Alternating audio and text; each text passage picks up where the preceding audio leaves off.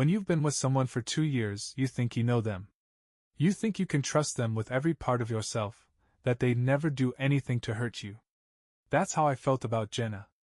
She wasn't just my girlfriend, she was the person I thought I'd spend the rest of my life with. We lived together in a small but cozy apartment on the outskirts of the city. It wasn't fancy, but it was ours. Jenna and I had built a life together, full of shared routines and inside jokes. Even our families were close. My mom adored Jenna, and she got along great with my younger brother Jason. But then everything I thought I knew about her, and us, crumbled. It started with little things. Jenna would laugh a little too hard at Jason's jokes when he came over or find excuses to bring him up in conversation. "Jason's so funny," she'd say with a smile. "He told me the funniest story today about work." At first, I didn't think much of it. Jason was charming, that was his thing. People naturally gravitated toward him, and Jenna was no exception. But then there were the texts. I noticed them one night when we were watching a movie. Jenna's phone lit up on the coffee table, and though I couldn't see the name, the message caught my eye. "Last night was amazing." She grabbed her phone quickly, locking the screen before I could read anything else. "Who's that?" I asked casually. "Just a friend," she said, her tone too casual. "Nothing important." The knot in my stomach told me otherwise. The pieces started falling into place over the next few weeks. Jenna would come home later than usual, claiming she'd been hanging out with friends. Jason would stop by the apartment more often than usual, always with some flimsy excuse about needing to borrow something or catch up. One night, when Jenna said she was heading out for a girls' night, I decided to follow her. Instead of meeting her friends at the bar she'd mentioned, she drove straight to Jason's apartment. I parked down the street and watched as she let herself in without knocking, her face lighting up in a way I hadn't seen in months. An hour later she came out, her hair messy and her clothes looking like they'd been hastily thrown on. That was all the confirmation I needed. I didn't confront Jenna right away. I didn't know what to say or how to process what I just discovered. Instead, I bottled it up, trying to keep my anger in check while I figured out what to do. In the meantime, I found myself reaching out to someone I hadn't talked to in a while, Emily, Jenna's younger sister. Emily and I had always gotten along well. She was a few years younger than Jenna, bubbly and easygoing in a way that made her fun to be around. Over the course of my relationship with Jenna, Emily had become something of a friend, someone I could talk to when things got tough. When I texted her that night, it was purely out of frustration. "Hey, Emily. Got a minute to talk?" She replied almost immediately. "Of course. What's up?" We met for coffee the next day. Emily could tell something was off the moment I sat down across from her. "You okay?" she asked, concern etched on her face. "Not really," I admitted, stirring my coffee absent-mindedly. "Things with Jenna have been complicated." Emily frowned. "What do you mean?" I hesitated, not wanting to dump too much on her all at once. "I just feel like she's been distant lately. Secretive. Like she's hiding something from me." Emily nodded slowly, her expression thoughtful. "That doesn't sound like her. Have you talked to her about it?" "I've tried," I said with a sigh. "But she just brushes me off." Emily reached across the table, resting her hand on mine. "I'm sorry, Matt. That must be really hard." Her touch lingered for just a moment too long before she pulled her hand back, looking slightly flustered. Over the next few weeks, Emily became my sounding board. Whenever I felt like I couldn't hold in my frustration anymore, I'd text her or call her, and she'd always be there to listen. "Jenna doesn't deserve you," Emily said one night as we sat on the phone. "You're such a good guy, Matt. I don't understand how anyone could take you for granted." Her words were a balm for the wound Jenna had left. And as time went on, I realized that I wasn't just turning to Emily for comfort. I was starting to see her in a way I never had before. One evening, after a particularly heated argument with Jenna, I called Emily and asked if I could come over. "Of course," she said without hesitation. When I arrived at her apartment, she opened the door with a worried look on her face. "Hey," she said softly, What happened? Same old stuff, I said, stepping inside. Jenna being Jenna. Emily poured us each a glass of wine, and we sat on the couch, talking late into the night. You deserve better, she said firmly, her eyes locking onto mine. Something shifted in the air between us. I could see the conflict in her expression, the way she was wrestling with her loyalty to Jenna and her feelings for me. Emily, I said, my voice low. You're the only one who's been there for me through all of this. I don't know what I'd do without you. She blushed, looking down at her glass. I'm just trying to help. You're more than that, I said, leaning closer. Her breath hitched, and for a moment neither of us moved. Then, slowly, she leaned in, and our lips met. The kiss with Emily was unexpected, but it felt like a moment of clarity. All the anger and betrayal I'd been carrying from Jenna seemed to dissolve, replaced by something else, something I couldn't quite name. Emily froze for a second, her lips barely moving against mine, and then she pulled back. Her cheeks flushed, and her eyes darted to the floor. Matt, she whispered, her voice shaky. I don't know if this is right. I sat back, guilt creeping into my chest for a brief moment. You're right, I said, running a hand through my hair. I'm sorry. I shouldn't have done that. Emily shook her head quickly. No, it's not. I mean, I don't blame you. Jenna's my sister. Her words hit me like a bucket of cold water. Jenna's sister. That was who Emily was. Not just my friend, not just the person who had been there for me when I felt like the world was falling apart. She was Jenna's sister, and I had just crossed a line I couldn't uncross. For the next few days, things felt complicated. Emily and I didn't talk as much, and when we did, there was an awkwardness in her tone that hadn't been there before. I threw myself into work, trying to focus on anything other than the mess my life had become. But the harder I tried to distract myself, the more I kept thinking about that kiss. About the way Emily had looked at me, her eyes filled with something I hadn't seen in Jenna's in months. And then, late one night, Emily texted me. Are you awake? I stared at the message for a long moment, my heart pounding. Yeah, I replied.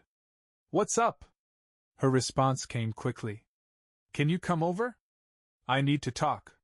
When I got to her apartment, Emily opened the door looking just as nervous as I felt. Hey, I said, stepping inside.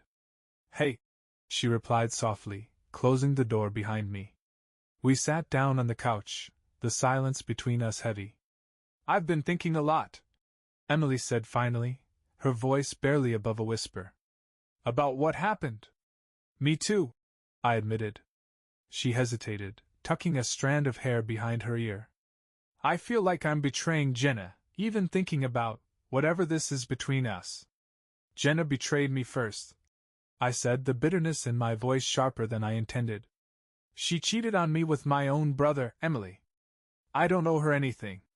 Emily flinched slightly, but she didn't look away. I know, she said. And you're right. But I don't know how to feel about this. About us. Maybe you don't have to figure it out right now, I said, leaning closer. Maybe we just take it one step at a time. Her breath hitched, and I could see the internal battle playing out on her face. But then she nodded, her lips parting slightly as I leaned in to kiss her again. This time, there was no hesitation. Emily melted into me, her hands gripping my shirt as I pulled her closer. The kiss deepened, and before I knew it, we were tangled up on her couch, everything else fading into the background. When it was over, Emily rested her head on my chest, her fingers tracing lazy patterns on my arm. I don't know where this leaves us, she said softly. Neither do I admitted. But I know I don't regret it. She smiled faintly, but there was a sadness in her eyes that I couldn't ignore. The next morning, reality hit like a freight train. I woke up in Emily's bed, the sunlight streaming through the blinds. For a brief moment, everything felt normal. Peaceful, even. But then I saw her phone buzzing on the nightstand, Jenna's name lighting up the screen, and the weight of what I'd done came crashing down. Hey, Emily said sleepily, sitting up beside me. She followed my gaze to her phone and sighed. She's been texting me all morning. What does she want? I asked, though I wasn't sure I wanted to know. She wants to know if I've seen you, Emily said, biting her lip. I think she's starting to get suspicious. Good. Let her, I thought bitterly. Over the next few days, I avoided Jenna as much as possible. She tried to talk to me a few times, her tone shifting between defensive and apologetic, but I wasn't interested in hearing her excuses. Instead, I spent more time with Emily. We didn't talk about what we were doing, about what it meant or where it was going. All I knew was that being with her felt like reclaiming some of the power Jenna and Jason had stolen from me. But it wasn't long before the cracks started to show. One evening, as Emily and I were sitting on her couch, she turned to me with a worried expression. Jenna's been asking questions, she said. She's starting to think something's going on. Let her, I said, my voice cold. She deserves to know. Emily frowned. Matt, I don't want to hurt her. She's still my sister. She didn't care about hurting me. I shot back. Why should I care about her feelings? Emily's face fell, and I immediately regretted my words. I didn't mean it like that, I said quickly. She nodded, but the tension between us didn't ease. Jenna's suspicion was inevitable, but Emily and I hadn't expected it to come crashing down so soon. It started with a message from Jenna late one night. I was at Emily's apartment, lying on her couch while she cleaned up in the kitchen, when my phone buzzed. We need to talk. I know something's going on. I stared at the screen, my jaw tightening. Part of me had been waiting for this moment, but now that it was here, I felt a flicker of unease. Emily came back into the room, drying her hands on a dish towel. Everything okay? She asked, noticing the look on my face. It's Jenna, I said, holding up my phone. Emily's face paled. What did she say? She knows something, I replied. Emily sat down beside me, her hands twisting nervously in her lap. What are we going to do? I shrugged, my voice colder than I intended. Let her find out. She deserves it. Emily flinched, her eyes darting away. Matt, I know you're angry, but she's still my sister. I don't want to destroy her. She destroyed me. I shot back. Why are you so worried about her? Because this is getting out of control, Emily said, her voice rising. What are we even doing, Matt? Is this about us, or is it just about getting back at Jenna? Her words stung, but I didn't have an answer.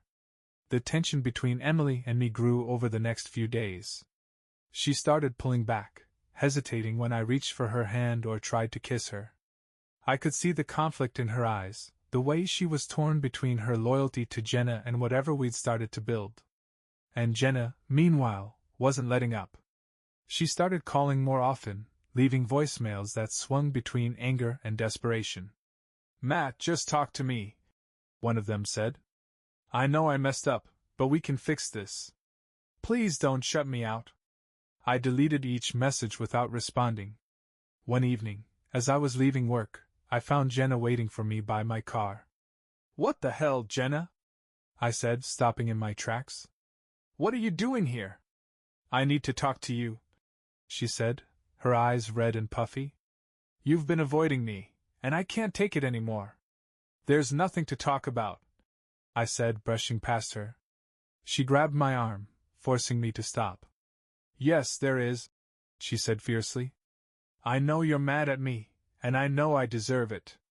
But we can't just throw everything away without even trying to fix it. Fix it? I said, laughing bitterly. You think we can fix this? You cheated on me with my brother, Jenna. How the hell do you fix that? She recoiled as if I'd slapped her, tears spilling down her cheeks. I'm sorry, she whispered. I was stupid and selfish, and I'll regret it for the rest of my life. But I still love you, Matt. Doesn't that mean anything? I pulled my arm free, shaking my head. Not anymore. That night, I went to Emily's apartment, but something was different. She seemed distant, distracted, like she was somewhere else entirely. What's wrong? I asked, sitting down beside her on the couch. She hesitated, biting her lip. Jenna called me, she said finally. My stomach twisted. What did she say? She knows, Emily replied, her voice trembling. She knows about us, Matt. I leaned back, running a hand through my hair. Good, I said. Maybe now she'll understand how it feels to be betrayed. Emily's eyes filled with tears. This isn't a game, Matt. This is our lives. I can't keep doing this if it's just about revenge. It's not just about revenge, I said quickly. Then what is it about? She asked, her voice breaking. Because I don't know anymore. I didn't have an answer. The next day, Jenna showed up at Emily's apartment. I was there when it happened, and the look on her face when she saw me said it all. You, she spat, her voice trembling with anger. You're here? Jenna. Emily started, stepping forward. Don't, Jenna snapped, cutting her off. Don't even try to explain. How long has this been going on? Jenna, Emily stammered, her eyes wide with panic. How long? Jenna demanded, her voice rising. I stepped between them, my jaw clenched. Since I found out about you and Jason, I said coldly. Funny how betrayal runs in the family, huh? Jenna's face crumpled, and for a moment, I thought she was going to cry. But then she straightened, her eyes blazing with fury. You're disgusting, she hissed. Both of you. You have no right to play the victim. I shot back. You brought this on yourself. Jenna turned to Emily, her voice trembling. You're my sister. How could you do this to me? Emily's lip quivered, but she didn't respond. I don't even know who you are anymore, Jenna said, shaking her head. Either of you. She turned on her heel and stormed out, slamming the door behind her. Jenna's suspicions began small, barely noticeable shifts in her behavior. But as days turned into weeks, her efforts to get my attention became harder to ignore. It started with little things, texts asking where I was, even when she'd barely acknowledged me in the weeks leading up to this mess. Then came the phone calls, sometimes multiple times a day, her tones swinging wildly between concerned and irritated. Why haven't you been home much? She asked one afternoon when I finally picked up. Work, I replied flatly, though the lie tasted bitter. You've been avoiding me, she said. I know you're upset, but we can't fix this if you won't talk to me. Maybe I don't want to fix it, I said before hanging up.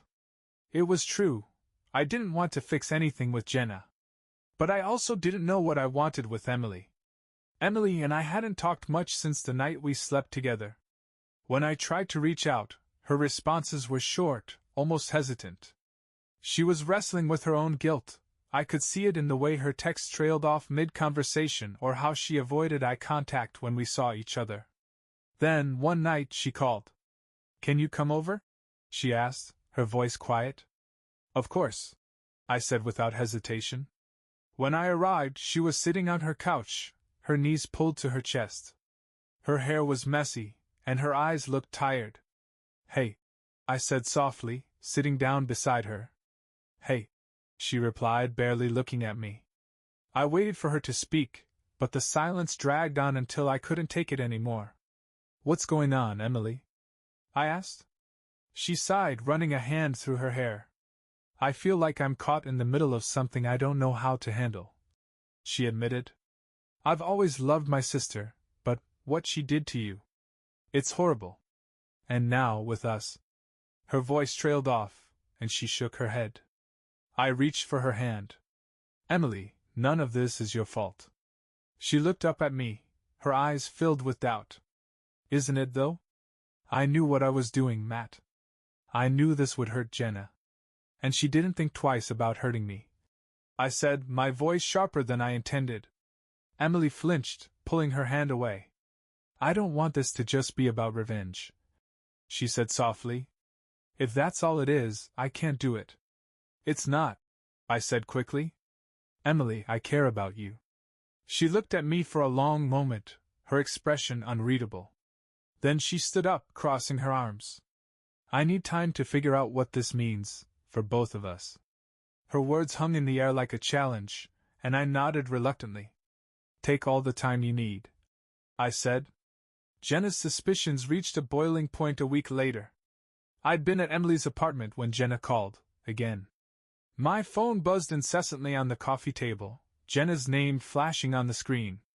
You should answer, Emily said, her voice uneasy. I don't want to talk to her, I replied. Emily hesitated, then stood up and started pacing. Matt, I don't think this can go on much longer. Jenna's not stupid. She's going to figure it out. Good, I said, my voice cold. Let her. Emily stopped pacing, staring at me with wide eyes. What do you mean, good? Matt, this isn't a game. I know it's not a game, I snapped, standing up to face her. But she deserves to know what it feels like to be betrayed. She's my sister, Emily said, her voice rising. I don't care what she's done, she's still my sister. Do you know how messed up this is? For the first time, I realized just how much this was tearing Emily apart. She wasn't just caught between Jenna and me, she was caught between her own guilt and the feelings we'd started to develop. I'm sorry, I said quietly, my anger fading. I didn't mean to put you in this position. Emily sighed, her shoulders slumping. I need to think, Matt. I can't do this right now. I nodded, understanding what she meant even if I didn't want to. That night, I drove home with a pit in my stomach. Everything felt like it was falling apart, my relationship with Jenna, my growing connection with Emily, even my own sense of who I was. When I pulled into the driveway, Jenna was waiting for me. What are you doing here? I asked, stepping out of the car. We need to talk, she said, her arms crossed. We've talked enough, I replied, brushing past her. She followed me inside, slamming the door behind her. No, Matt, we haven't. You've been avoiding me for weeks, and I can't do this anymore. I turned to face her, my jaw tight. Maybe you should have thought about that before you slept with Jason. Her face crumpled, tears spilling down her cheeks. I know I messed up, she whispered. But I still love you. Doesn't that mean anything? It meant something before you betrayed me, I said coldly. Now? I don't know. She flinched as if I'd hit her, but I didn't feel any sympathy. Jenna's persistence had been building like a storm, and I knew it was only a matter of time before it broke. The tension between us had grown unbearable, and with Emily pulling away, I was left stewing in my own frustration. It all came to a head one Saturday evening.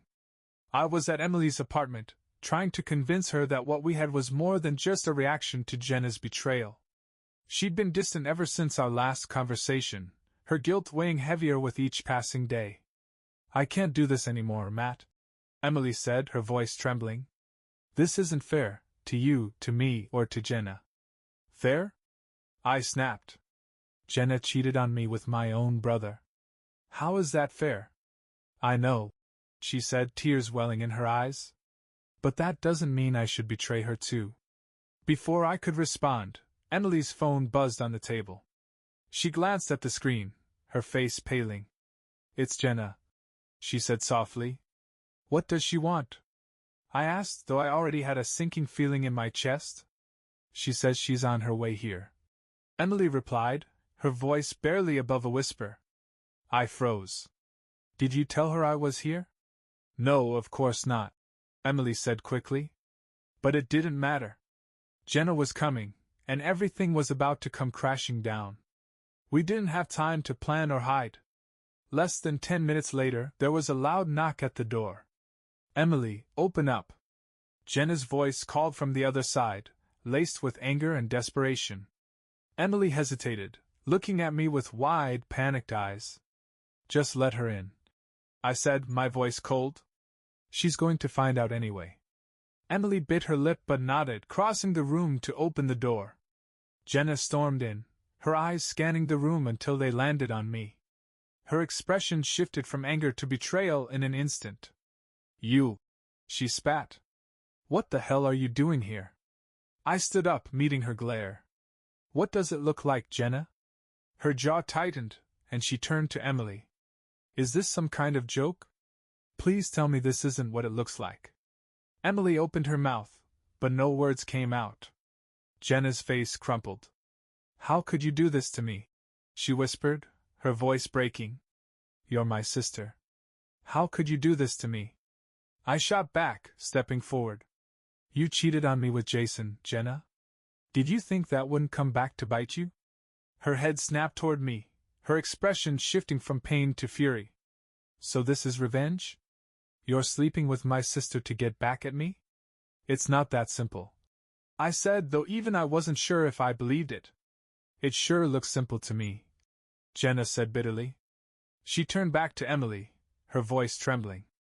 How could you? You knew how much he meant to me. Emily finally found her voice, her words spilling out in a rush. I didn't mean for this to happen, Jenna. I didn't. But you hurt him. And he needed someone. Jenna laughed bitterly, shaking her head. And you thought that someone should be you? God, I don't even know who you are anymore. Emily's eyes filled with tears, and she stepped back as if Jenna's words had physically struck her. The room fell into silence, the weight of everything pressing down on all three of us. Finally, Jenna turned to me, her eyes blazing. Congratulations, Matt. You got your revenge. I hope it was worth it. Before I could respond, she stormed out, slamming the door behind her. Emily collapsed onto the couch, her head in her hands. What now? She whispered, her voice muffled. I didn't have an answer. The confrontation with Jenna left a mess I wasn't sure could ever be cleaned up. Emily withdrew completely after that night, her guilt finally overwhelming her. She stopped responding to my texts and calls, and when I went to her apartment, she didn't answer the door. Meanwhile, Jenna made it her mission to drag my name through the mud. She told our mutual friends everything, her version of the story anyway. Matt's a manipulative jerk, she said in one message I saw through a friend. He's been sleeping with my sister just to hurt me. I can't believe I ever trusted him. Her words stung, but I couldn't exactly deny them. As much as I'd grown to care about Emily, I couldn't ignore the fact that this all started with revenge. The fallout extended to my family too. Jason, of course, stayed silent through it all, too much of a coward to face me after what he'd done. But my parents weren't so quiet. I can't believe you'd do this, my mom said during a tense phone call. First Jenna and Jason, and now this? Matt, what's happening to our family? I didn't have an answer for her either. Weeks passed, and the silence from Emily became unbearable. I finally worked up the courage to write her a long message, pouring out everything I'd been too afraid to say. Emily, I know I messed up. I let my anger and pain cloud my judgment, and I dragged you into something you didn't deserve. But the truth is, I care about you. Maybe I didn't know it at first, but now I do. And I hate that I hurt you in the process. I just want a chance to make things right. She didn't reply. After the confrontation with Jenna, everything fell apart. The fallout wasn't immediate. It came in waves, slow and crushing, like an inevitable tide pulling me under. At first, there was the silence. Emily stopped responding to my texts and calls altogether. Her absence felt like a void I couldn't ignore. Every time I picked up my phone, I found myself staring at our last conversation, hoping she'd change her mind and reach out. But the longer the silence stretched, the more I realized she wouldn't. Jenna, on the other hand, was anything but silent. She told everyone who would listen her version of the story, painting herself as the victim of my supposed manipulations. To be fair, I didn't exactly come out of this looking great, but Jenna left out the part where she cheated on me first. My closest friends started reaching out, cautiously asking for my side of the story. Matt, my friend Chris said over the phone one night, Jenna's been saying some pretty wild stuff about you and Emily. Is it true? It depends on what she's saying, I replied bitterly. She's telling people you were sleeping with Emily while you were still with her, Chris said, his tone uneasy. And that you only did it to hurt her. I laughed bitterly. So, she's conveniently leaving out the part where she cheated on me with my brother? Chris hesitated. She mentioned something about Jason, but she made it sound like it wasn't a big deal. Of course, she did. It wasn't just friends Jenna turned against me, it was my family, too. My mom called one evening, her voice tinged with disappointment. Matt, what's going on? I just got off the phone with Jason, and he said you've been stirring up trouble. Trouble? I repeated, my voice rising. He's the one who slept with my girlfriend, Mom! And you responded by sleeping with Jenna's sister? She shot back. Do you realize how messy this has gotten? I sighed, running a hand through my hair. I didn't plan for this to happen, I said. It's not like I woke up one day and decided to ruin everything. But that's exactly what's happened, she said, her voice softening. Your relationship with Jenna is over, and now you've dragged Emily into it. And Jason, well, I don't even know where to begin with him. There's nothing left to say about Jason, I said bitterly. He's dead to me. The line went quiet for a moment before my mom sighed. Matt, you need to figure out what you want out of this. If you keep letting your anger drive you, you're just going to make things worse. Her words stuck with me longer than I wanted to admit. At first, I justified everything I'd done as payback, an eye for an eye. But as the dust settled, I started to realize that revenge had only made things messier. Jenna wasn't suffering. If anything, she was thriving on the drama, using it to garner sympathy and paint herself as the victim. Meanwhile, Emily, the one person who had genuinely tried to be there for me, was the one who got hurt the most. That realization hit me like a punch to the gut. One evening, as I sat alone in the apartment Jenna and I used to share, I found myself scrolling through old photos on my phone. There were pictures of us at the beach, laughing over drinks at a rooftop bar, and even one of her blowing out the candles on her birthday cake while Jason stood beside her, smiling like the golden boy he always was. It all felt so distant now, like looking at the remnants of a life that belonged to someone else. But then I stumbled across a photo of Emily. It was from one of Jenna's family gatherings, Christmas, maybe. Emily was sitting on the couch, holding a glass of wine and laughing at something off camera. She looked happy, carefree, untouched by the chaos that would later engulf us both. I stared at the photo for a long time, guilt twisting in my chest. I dragged her into this mess without thinking about what it would do to her, how it would affect her relationship with her sister. I picked up my phone and started typing a message. Emily, I know I'm probably the last person you want to hear from, but I need to say this. I'm sorry. For everything. For putting you in the middle of this mess, for letting my anger and pain cloud my judgment, and for hurting you in the process. I don't expect you to forgive me, but I needed you to know that I regret what happened, not us, but the way it happened. You didn't deserve to be caught in the crossfire. I stared at the message for a long time before hitting send. The response didn't come right away. Days passed, and I tried to distract myself with work and friends, but my mind kept drifting back to Emily. Every time my phone buzzed, I felt a flicker of hope, only to be disappointed when it wasn't her. Finally, a week later, her name lit up my screen. Thanks for saying that, Matt. I've been doing a lot of thinking, too. I don't regret the time we spent together either, but I think we both know it came from a place of hurt. I need time to figure out what all of this means, for me, for Jenna, for everything. Her words were a bittersweet relief.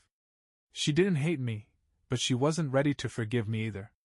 I didn't push her. For the first time in weeks, I decided to let go of control and give her the space she needed.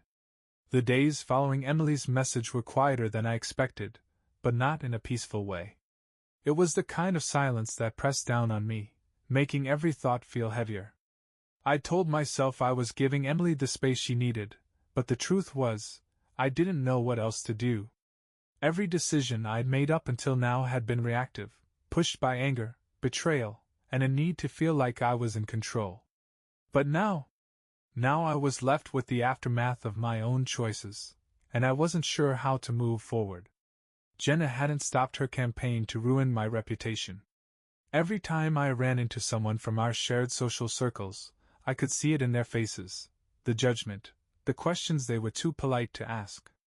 She's really laying it on thick, Chris said during one of our occasional phone calls. What now? I asked, sighing as I poured myself another cup of coffee. She's telling people you used Emily, Chris replied cautiously. That you manipulated her into turning against Jenna. I laughed bitterly. Of course she is. Anything to make herself look better. You're not exactly helping your case, Chris pointed out. You haven't told anyone your side of the story. What's the point? I said. No one's going to believe me over her. She's got the whole scorned girlfriend act down to a science. Chris hesitated. You know, Matt.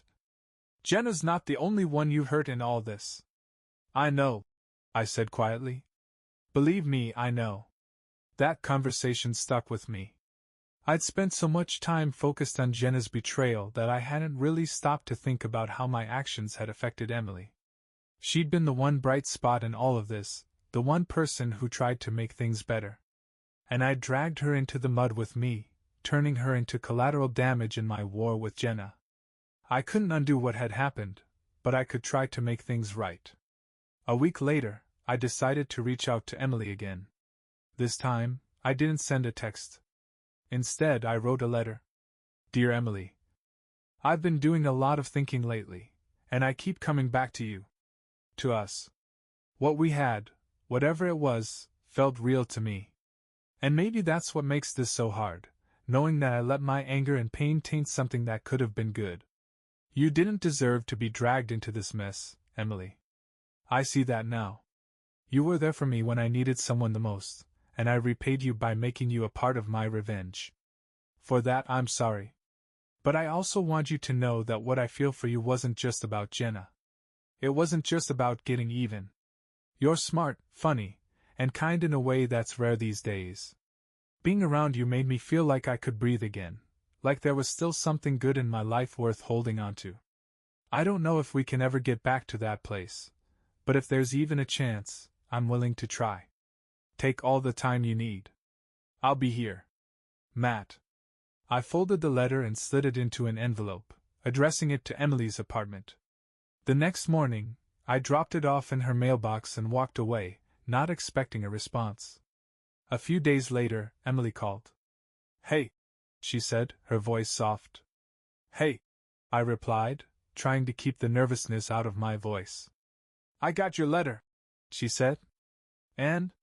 There was a long pause before she spoke again. It meant a lot to me, Matt. More than I expected. I let out a breath I hadn't realized I was holding. I'm glad. But, she continued, I don't know if I'm ready for whatever this is. Things between us are complicated, and I need to figure out where Jenna fits into my life before I can even think about us. I understand, I said. And for the first time, I really did. Emily and I didn't go back to how things were overnight. It started with small steps, occasional texts, casual conversations. Slowly, the tension began to ease, replaced by something quieter, more cautious. Meanwhile, I began to rebuild the other parts of my life.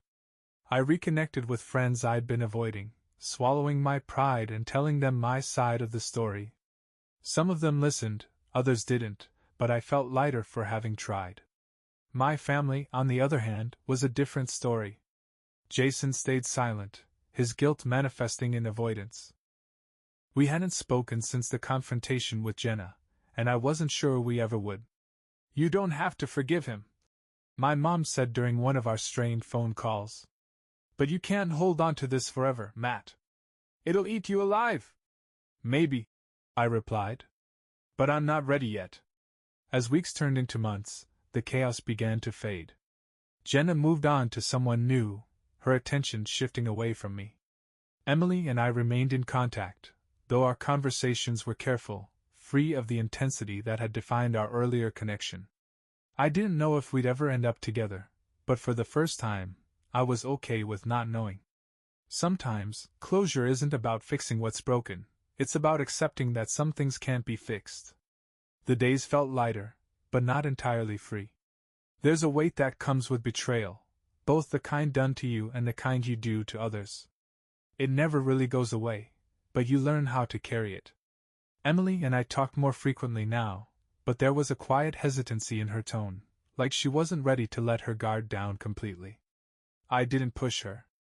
For once, I was willing to let things unfold naturally, even if that meant accepting that we might never get back to the way things were. One evening, months after everything had gone down, I found myself sitting on my balcony with a beer in hand, scrolling through old photos on my phone. There was a time when looking at pictures of Jenna would have made my blood boil, but now I just felt nothing. She'd moved on, or at least that's what I'd heard.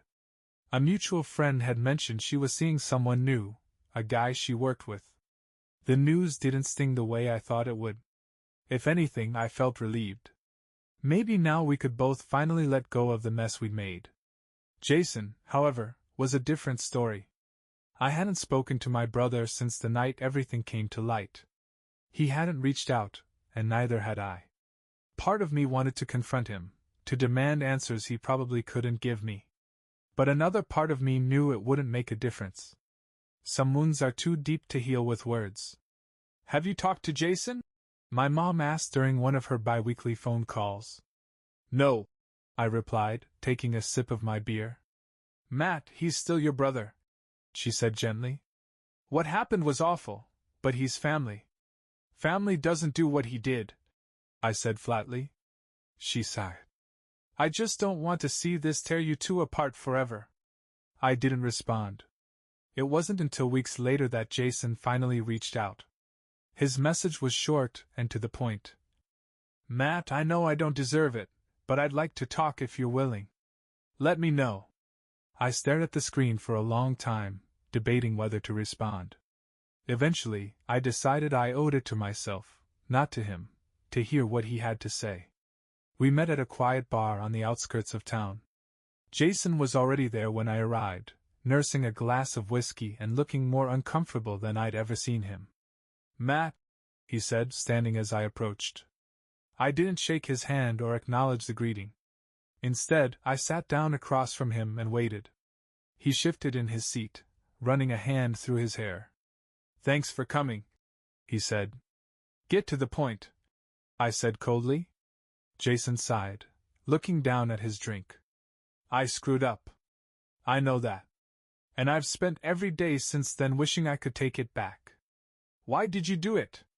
I asked, my voice steady but sharp. "I don't know," he admitted. "It wasn't about you, Matt. It was about... I don't even know.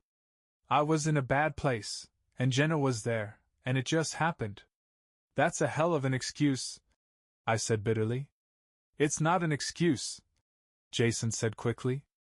"There's no excuse for what I did. I was selfish, and I hurt you, and I'll regret that for the rest of my life." I stared at him, searching his face for some sign of sincerity. For the first time, I didn't see the smug, golden boy Jason I'd grown up resenting. I saw someone who was genuinely ashamed. "I'm not asking for your forgiveness," he continued. I wanted you to know that I'm sorry. For everything." I didn't forgive him that night. I wasn't sure if I ever would. But I left the bar feeling lighter, like a small part of the weight I'd been carrying had finally been lifted. After Emily and I agreed to take space from one another, I was left with the quiet. For the first time in months, there was no drama, no late-night confrontations, no spiral of texts and calls to unravel. Just me and the uncomfortable realization of how much I'd let anger consume my life. At first, I didn't know what to do with myself.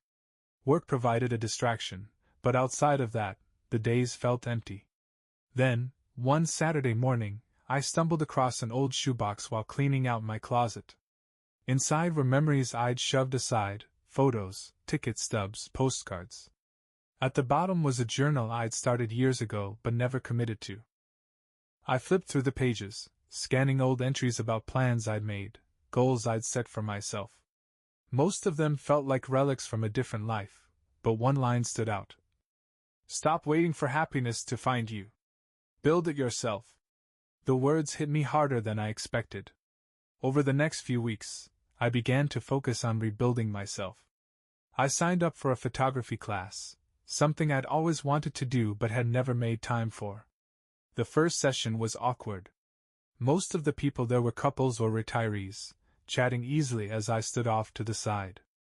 But by the second session, I found myself warming up to the group.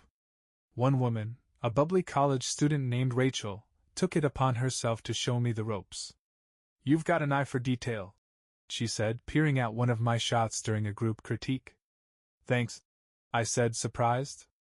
"It's refreshing," she added. "Most people just point and shoot, but you actually think about the story you're telling." Her words stuck with me, and for the first time in months, I felt a spark of excitement about something. Running became another outlet. I started small, jogging around the park near my new apartment, but soon I was clocking in miles every morning before work. The rhythm of my footsteps and the steady rush of air in my lungs felt cleansing, like I was leaving pieces of my anger behind with every step. One evening, after a long run, I found myself scrolling through my phone. I came across a photo of Emily, the one from Christmas, her laughter frozen in time. I stared at it for a long moment before swiping past it. For once, I wasn't trying to hold on to the past. I was learning how to let it go. Months passed, and life began to feel normal again. Not the normal I'd known before everything with Jenna and Jason, but a new kind of normal, one I'd built for myself. Then, one evening, Emily called. I hadn't heard from her in weeks, and seeing her name on my screen sent a rush of emotions through me. "Hey," I said, answering after a few rings.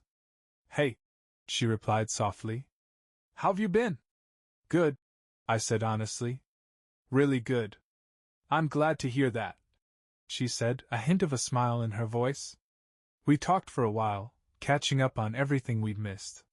She told me about her new job and the art class she'd started taking, and I shared stories from my photography course. It felt easy, like we'd slipped back into the rhythm we'd had before everything got so complicated.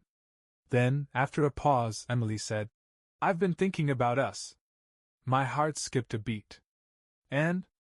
I don't know if we'll ever get back to where we were," she said carefully. "But I think I'd like to try. If you're willing." I didn't hesitate. "I am." The first time we saw each other after that call, it was like meeting her all over again. We went for coffee at a small cafe she'd found near her place, sitting outside under the warm glow of the patio lights. She looked happy, lighter than she had in months, and I couldn't help but smile. "Why are you looking at me like that?" she asked, laughing. "I'm just glad you're here," I said honestly. Her smile softened, and for the first time, I felt like maybe we could rebuild what we'd lost. Emily and I took things slow. We'd both been through too much to rush back into anything, but the effort felt mutual. Jenna, meanwhile, had all but faded into the background of my life. Occasionally, I'd hear about her through mutual friends, but her name no longer stirred up the anger and bitterness it once had. As for Jason, our relationship remained fractured. He'd reached out a few times, but I wasn't ready to reconcile. Maybe one day I would be, but for now, I was content to let him stay in the past. One evening, as Emily and I sat on the balcony of my apartment, watching the city lights twinkle in the distance, she turned to me with a thoughtful expression. "Do you think all of this happened for a reason?" she asked. "I don't know," I admitted. "But I think it taught me a lot about myself. About what I want and what I don't." She nodded, her gaze distant. "I've been thinking about that too. About how much I've grown, even though it was painful." I reached for her hand, intertwining my fingers with hers. "Maybe that's the point," I said. "Sometimes the hardest things are the ones that teach us the most." She smiled, leaning her head against my shoulder.